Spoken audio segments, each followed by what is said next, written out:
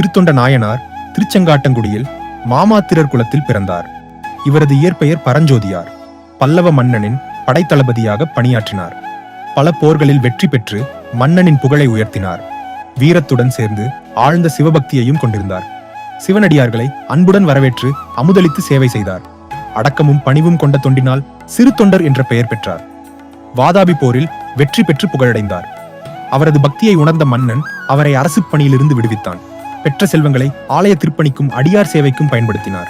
திருவெண்காட்டு நங்கையாரை திருமணம் செய்து இல்லறம் நடத்தினார். தம்பதியினர் சிவனடியார்களுக்கு உணவளிப்பதை வாழ்வின் நோக்கமாக கொண்டனர். இவர்களுக்கு சீராளன் என்ற மகன் பிறந்தான். சிவபெருமான் பைரவர் வேடத்தில் வந்து அவர்களின் பக்தியை சோதித்தார்.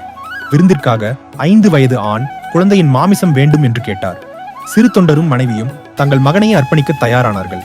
எந்த வருத்தமும் இல்லாமல் இறைவனின் ஆணையை ஏற்று நடந்தனர். பின்னர் இறைவன் சீராளனை உயிருடன் மீண்டும் அருளினார். சிவபெருமான் ஊமையம்மையுடன் காட்சி தந்து அருள் புரிந்தார். சிறு தொண்டர், திருவெண்காட்டு நங்கையார், சீராளன், சந்தனதாதி ஆகியோர் சிவலோக பேறு பெற்றனர்.